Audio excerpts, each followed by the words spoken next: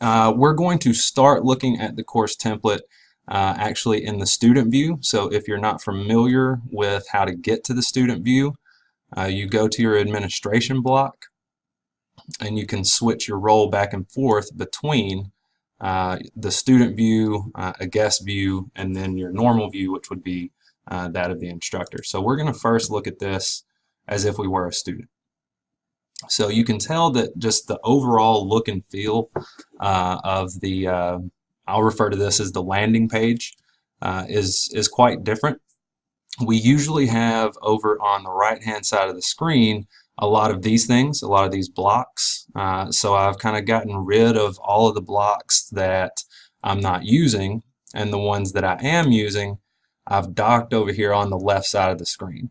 Okay, so now if you don't like them over here, you can always put them back with this little arrow. Okay, so I still have all my blocks that I want. They're just not taking up as much space on my actual landing page anymore. And as we scroll down through here, you'll see it's just a lot more kind of airy, so to speak. There's just more room from moving the blocks. And then the way that we have this set up is in modules. So as you scroll through, you'll get a snapshot of each module, the title, an overview, and the learning objectives. But that's all that you'll get on the landing page. For each one of these modules, you get the title, the overview, and the objectives. To actually go into one of the modules and see the content, you have to click on the title. Okay, so we'll get back to these down here in just a minute. First, I want to start by looking at these first three modules that will be basically the same for all of us. There's not going to be any content-specific material in any three of these modules, right? So these are more for really meeting quality matters standards. It's just a way to set this up to make it easier for you to meet a good bit of these standards. So for the student support services, we have our ADA link, and each one of these is called a page, right? So I go into the module by clicking on the name of the module. Now that I'm inside the module, I have even more things embedded here, right? So if I'm a student with a disability, then I can click here and then access the Northwest Shoals Disability website like that. Okay, and then notice that here's my Moodle page and here is my disability page. So I have this set to open in a new link. That way when I click here, it's not replacing my Moodle link. It's creating a new link for my disability services.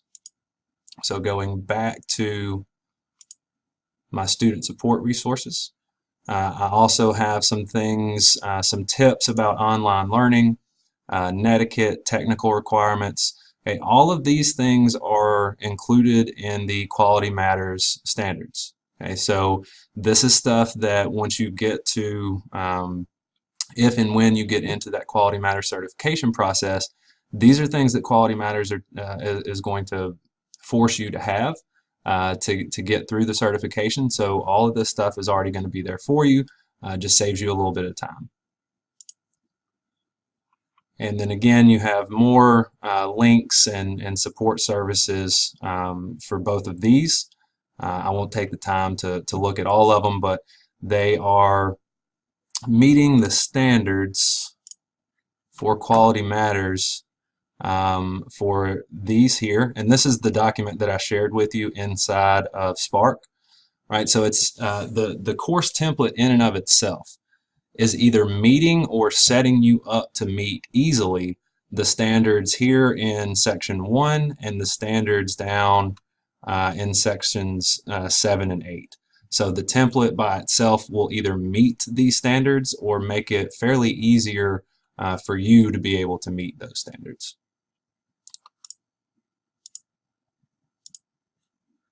All right, let's go back a little bit. All right, so most of what we have in the template is really just more or less placeholders, and then you'll come in and kind of replace what's in here with your own stuff. The student support resources is kind of the only thing that's in the course template that's not really a placeholder. There could possibly be some things added there. I'm sure there's a possibility that I've missed some things there, but that's not, you wouldn't want to take any of that stuff out because it's all just to meet the Quality Matters standards. The rest of the stuff, anything in the course homepage or any of the other modules, is more or less placeholders, just to kind of give you an idea of how things can be organized, and then you'll have the freedom to go through and edit or rearrange or delete anything that you want. So let's look at the course homepage and see what we've got here. All right, so this is your area to give a brief welcome message, maybe a video or something of that nature. Picture, your office hours, syllabus, course schedule, things of that nature. I would put anything here that kind of gets used throughout the entire course, something that students are going to be needing to refer back to frequently throughout the semester. That way it's in one centralized location. They always know where to go back to it, and you don't have to post the same thing in every module throughout. So just kind of a good centralized location for any kind of long-term information that they're going to need to have.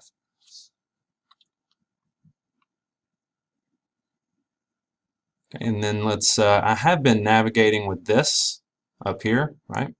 You can also, once you get into these modules, you have these little arrows here that you can navigate with that as well, right? And it's good for you to kind of look at the different ways to navigate, because it will be necessary to, your students are not going to just intuitively know how to navigate this page, right? The same way that I'm showing you how to navigate the page, it's a good idea to show your students how to navigate the page, which you can do probably with the screen capture. But the more that you kind of play around with it and the more different ways that you learn how to navigate, the better that you'll be able to tell them. Okay, so in the Getting Started module, I've set it up to have a Getting Started quiz and a forum for introductions. I know that, excuse me, I know that we have to have some form of assessment or something that they post for online courses for attendance purposes and financial aid. And looking at all of your courses, most of you do either or both of these things, where you have a syllabus quiz or you have a discussion forum set up for introductions. So again, all this stuff is just placeholders. If you don't use these things, then here in just a minute I'm going to show you how you can go in and delete anything that you want or rearrange it, change it up, all of that kind of good stuff.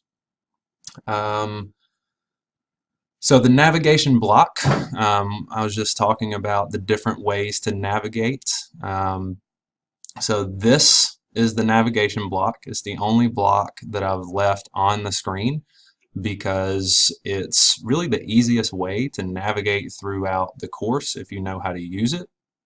So here you have each one of the larger modules with the little folder icon beside it. If I click on the folder, it will show me what is in that module without actually navigating me to that module, right? So I can see that within the course homepage, I have 2 PDF files, one named syllabus and one named course schedule, right? So I could go down through here and open up every one of my modules and see all of the different files and documents and URLs and everything that's within every single one of my modules. If I want to actually navigate to that module, then I click on the name, right? So if I was to click on course homepage, it would take me to that module. If I wanted to open up the syllabus file without having to navigate back to the course homepage first, then I can open up this and then click right on this link and it will open up this PDF file for me. Okay, so again, that would be something that you would need to explicitly explain to your students. You know, just in a short video that you would probably post maybe on your course homepage. Just kind of how to navigate through the template, how to use the navigation block. If you don't like the navigation block, you can always delete it, or you can always dock it over here with the rest of the blocks, and now you've got your course actually taking up the entire page, so it's much more spaced out this way. All right, so let's put this back over here, and I'll tell you what, let me pause for a second and come back over here and unmic everyone and just see if anybody has any burning questions that they would like to ask. I think some of you have yourselves mic'd, so all the mics that I can unmute, I have unmuted, so if anybody has a question, I'll pause for a second to answer those.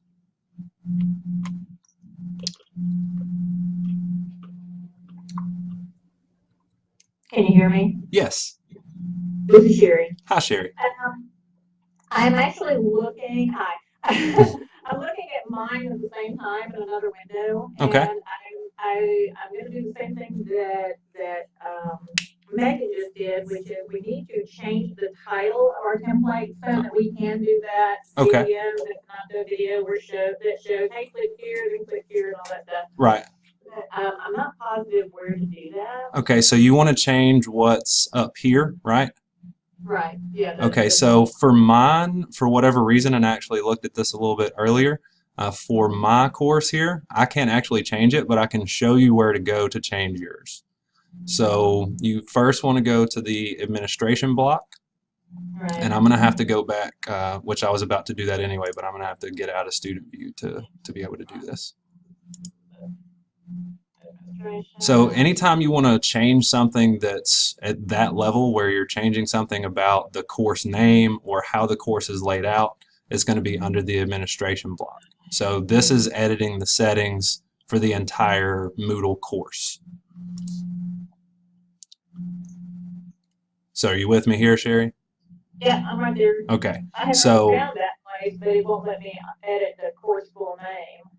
The short name is the one that you should be able to edit. You see, I'm getting the little no-go icon here, and are you getting that same thing? Yes. Okay. I'm not sure. When I actually changed Megan's for her, and I came in right here, and the full name was like this, where you weren't able to edit, but it allowed me to edit this one. So I'm not sure why I'm not getting that option. But I can email April and see what's up with that, and I'm sure she'll be able to fix that up for us. That sounds great. Thank you. You're welcome. It says I'm sharing my screen now, so I don't know if that just overrode you or what. Yeah, I can see you. Okay, good deal. All right. So now we are in instructor view, and I have my editing turned on. So as you can see, right, the instructor view looks different than the student view. So you have the same modules in the same order, but now what we're seeing is the module title and the little snapshot that we were seeing before, but we're also seeing everything that's contained within that module, right? So in my student support services, support resources module, I have all of these things. Within my course homepage, I have all of these things. Right, so the reason I'm seeing all this obviously is because I have the option to edit it. So basically the way that these are divided is you've got your module title, your overview, and your learning objectives. And then you've got this little guy right here. Okay, so anything, this kind of cuts the snapshot portion that you see on the landing page from the what's inside the actual module, right? So if I wanted to edit all of this stuff, anything that's in the module overview or the learning objectives, then I would click on this gear icon. Anything that's below this gear icon is going to be edited separately on its own, right? So if I click here, I get the title, right? So I can change, I don't obviously want this to be called title, I want this to be descriptive of whatever the content is to be used in the module, right? So if this was, we'll just say anatomy. It's probably fairly broad for one module, but it's more descriptive than title, right? So this is where we would change our title. Then we can come in here, take all of this out, right? And in this module, we will learn about blah, blah, blah, right? So kind of a narrative format that lets the students know what they're going to be learning and somewhat how they're going to be learning it, right? How the module is going to progress. First, you're going to need to do this, second, do this, so on and so forth. And then put your learning objectives down here, or like we just saw with Sherry's course, you know, if you have one of these courses where you've got so many learning objectives, then you might look at some different ways to go about listing those, possibly putting them embedded in a link or maybe within some sort of page. There are some different options to look at there. So that is everything that they're going to see on that snapshot, right, on the landing page. Now, if you want to actually start editing the things that are within the module, then that's going to be all the stuff that is below the gear icon, right? So once we click into Module 2, this is what our students are going to see, right? And this is the same basic layout for each one of the modules, right? All of the modules have the same subheadings: instructional materials, additional resources, learning activities, submit assignments, module complete. Okay, we scroll down here, you'll see the same ones for Module 3, same ones for Module 4, and so on and so forth throughout the whole module. Okay, each of these is set up currently with a page in which you can embed more resources. Okay, so the idea here is that this is a very straightforward, traditional way to look at going through a module, right? So in your instructional materials, you would have, say, maybe a PowerPoint lecture video or a Panopto lecture video with no PowerPoint. Your additional resources maybe would be the PowerPoint slides that go along with your lecture video, or maybe some fill-in-the-blank guided notes to go along with that. Maybe you have a Quizlet or a Kahoot or a WebQuest or a discussion board or something of that nature that you want to include in your module. That would be, you know, what are the things that they're actually going to be doing, taking part in, to actually help them learn the material. Then last would be submit assignments, or, you know, maybe you don't actually have them submit a lot of assignments. Maybe you just have quizzes and you want to change the name of this to assessments. Maybe you don't have PowerPoint slides ever. So you would just delete this whole block right here. Okay, so again, all of these things are placeholders. Everything in here is just to kind of give you a good starting point, and it can be moved, it can be deleted, it can be renamed, it can be rearranged to however you want it, right? So first, let's say that you don't ever use additional resources, so there's no sense in you having this. Okay, so how do I get rid of it? Click here and then delete, right? So now that is gone. We don't have additional resources there. Okay, so you would want to go and do that for each one of the modules. But it's as simple as that to get rid of it. The page here for additional resources. If I'm not using this subheading, then I obviously don't need that page. Again, come here and delete that. Okay. So each one of these has its own edit key, right? So that's the difference between editing this stuff up here and the stuff that's actually included within the module. So I edit all of the stuff above the gear icon by clicking on it. Anything below it is going to be edited separately. Okay, so as of right now, I have this set up with a page for each one of these. Okay, so the way that pages work is you click on the page and then you can embed more content within the page. Okay, now a lot of people are not going to want to organize their things that way. So how else can we organize our instructional materials? So let's say I don't like the idea of having this page, right? I just want to have my PowerPoint slide there or my lecture video there. And then I'm going to need to add something else, right? So I can't just take this and change it into something else. I would have to delete this and add whatever it is that I wanted to add.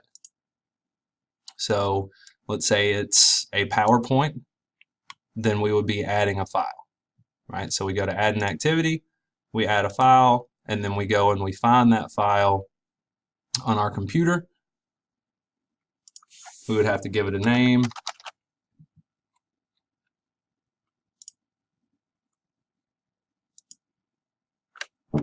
And then we can go and search for things. All right, so actually I'm just gonna upload a PDF file just to show you what it looks like. So save and return.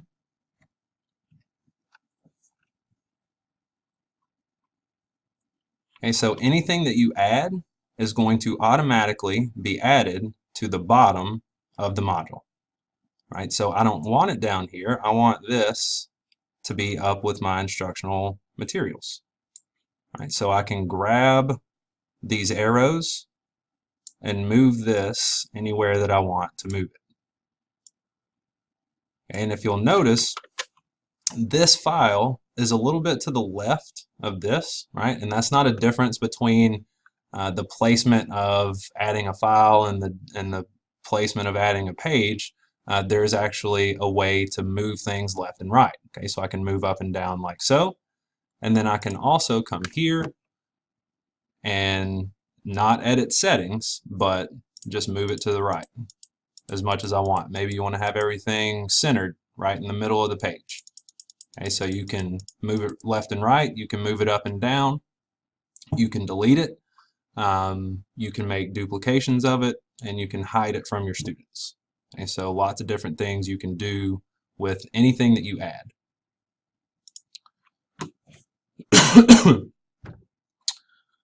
Let's go back up to the module overview. There's a few things I wanted to mention here that I forgot to. So we talked about editing this text. You just come in, highlight, backspace, and enter your own text. Okay, so that's pretty straightforward. Let's say that we want to add some sort of image. All right, so we have all of these options.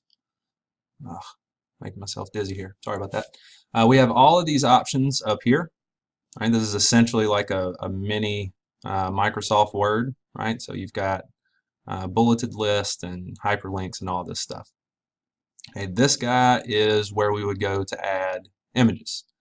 The copy paste option does not work very well within Moodle.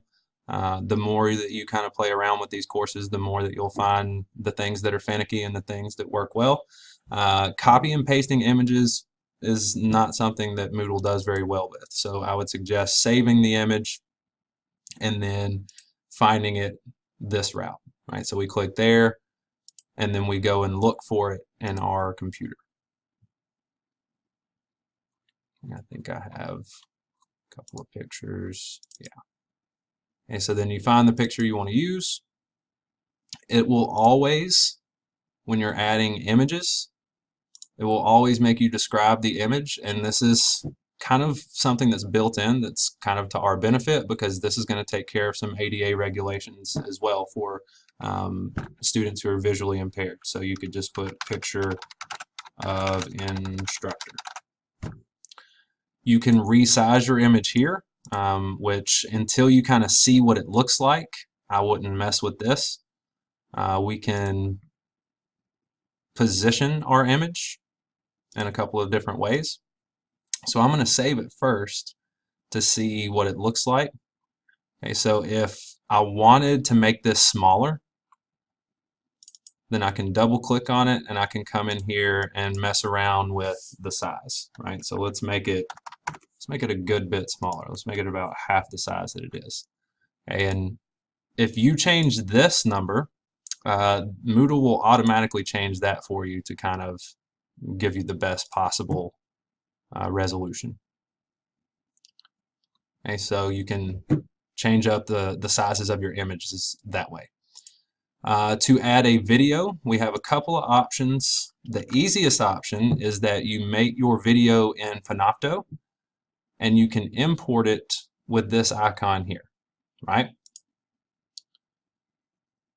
So you click on that and then it's going to give you all of your different folders that you have access to, and you can just go in here, find whatever folder that your video is in, select it, and then insert it.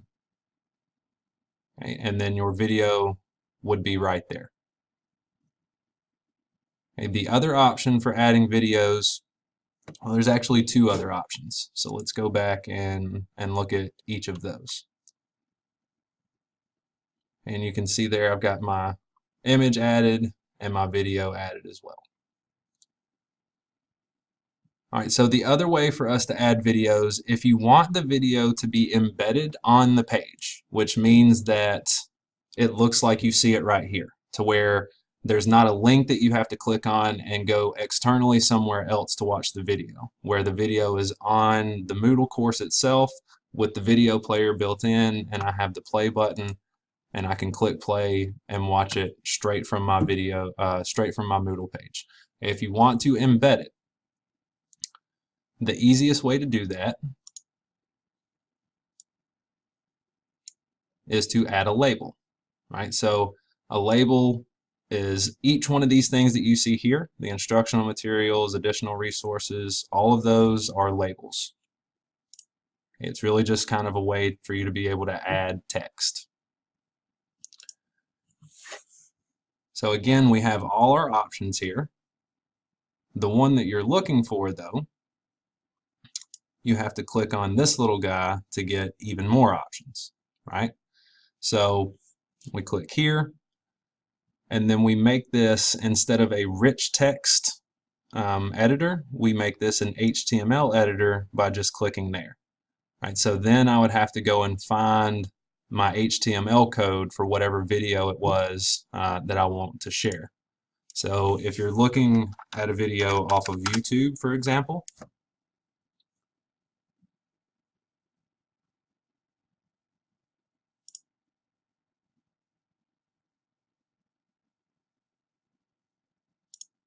and so all YouTube videos have the option to share the HTML code for them, unless the person who has uploaded it has set it to where you can't. Okay, so we would click there, and not this. This is the link, right? If I wanted to embed a link, that's what I would use. I don't want to do that. I want to embed this video, right? So we click share and then embed. Then we would come get our embed code or our HTML code and paste it here. Okay, now this will only embed it if we first click on this, right? If I don't click this first and then I paste this text, then all you're going to see on your page is exactly what you see here. Iframe width equals 560. It's not going to embed the HTML code unless we click this first.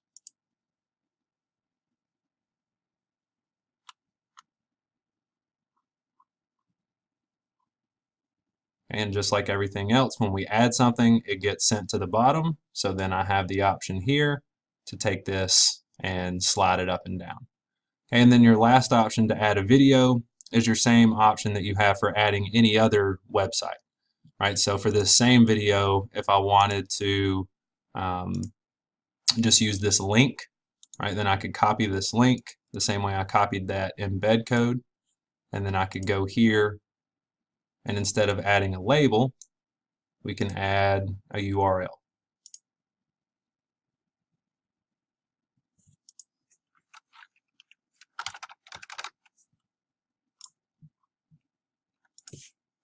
Put the URL there.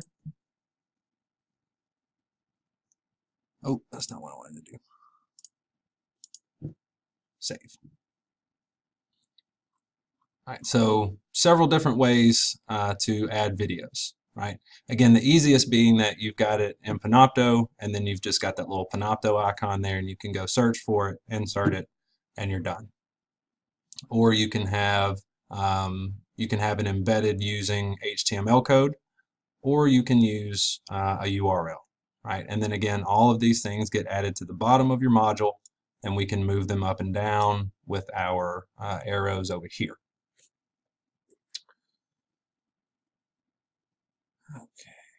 Okay. All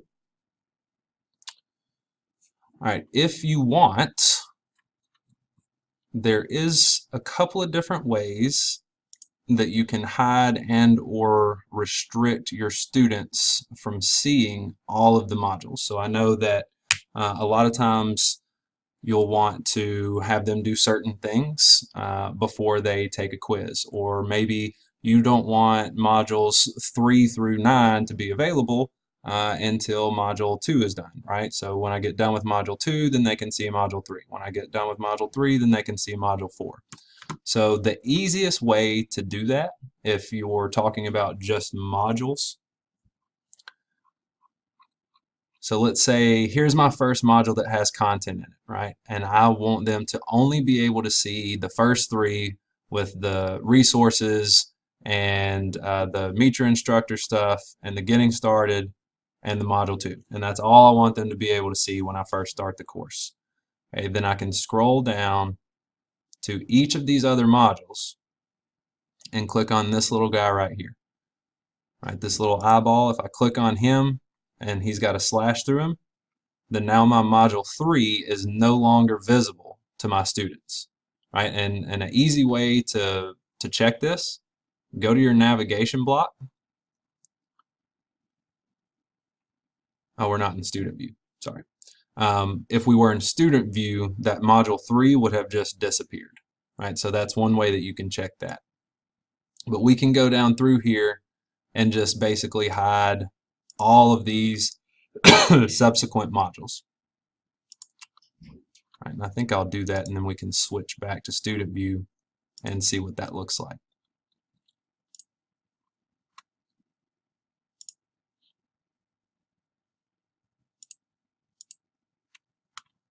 Okay, so then as a student, I log on, I've got my first few modules, and then I've got module 2, and that's it. Right, so this is the only thing that I have access to. My navigation pane over here, right, I can see everything inside module 2, module 1, all of this stuff. Modules 3 through 9 are now gone. So then you would just, when you wanted to open up module 3, let's say it, Sunday night or whenever, you go back to module 3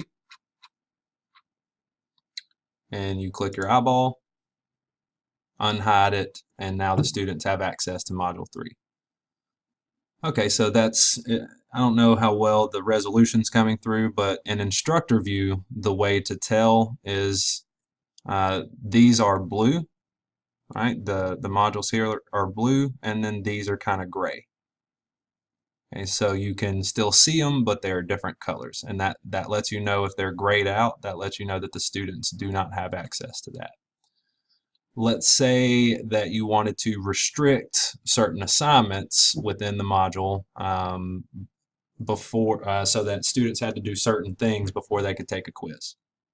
Okay, so our getting started quiz, for instance. Let's go in and edit it.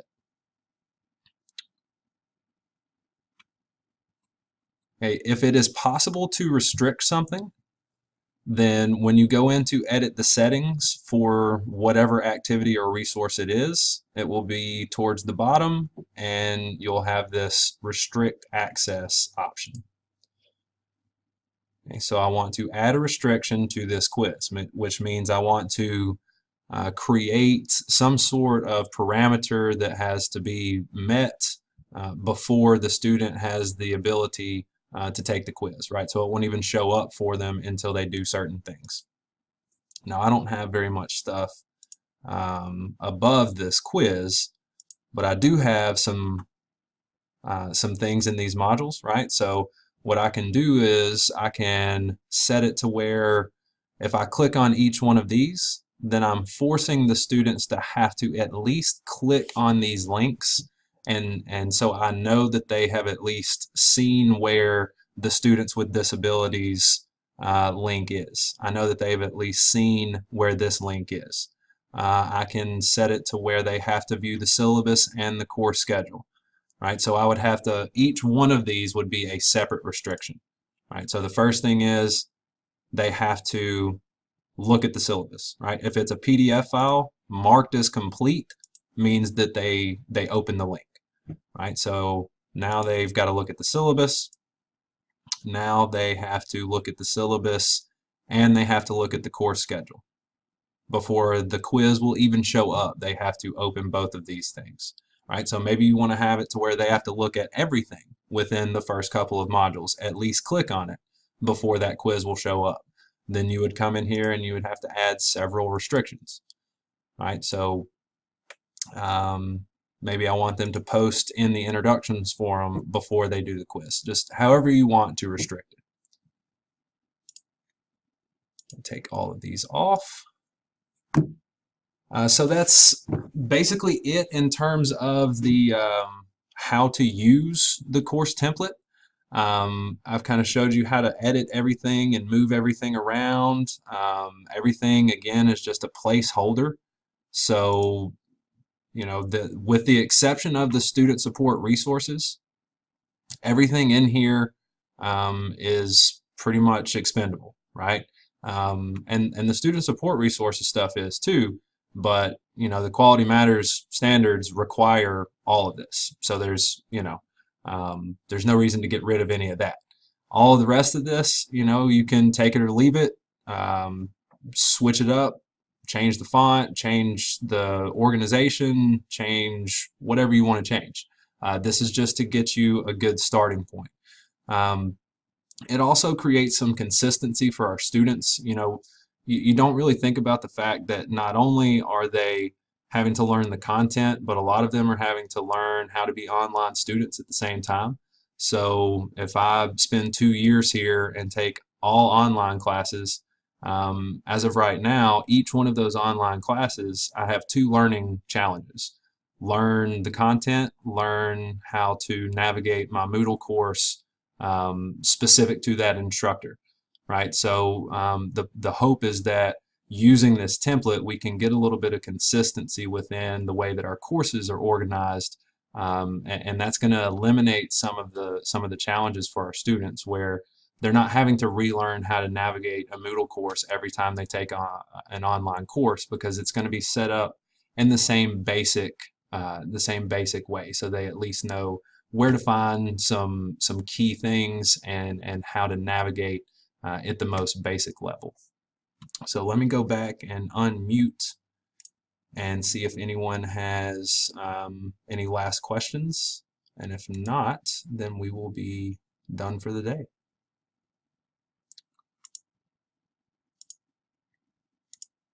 Let's see, I think all of you have yourselves muted, so feel free to, I'm going to leave this space open.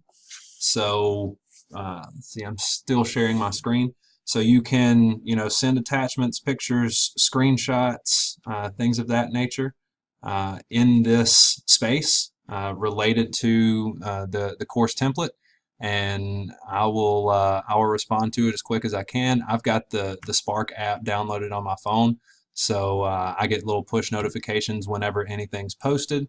So, you know, if it's in the next 5 minutes, or if it's next week when you are just doing some work in your office and something pops in your head, just post a question here and I'll answer you as quick as I can. If I don't know the answer, I'll find someone that does. So that's all for today. I appreciate everybody that joined, and I will see you next time.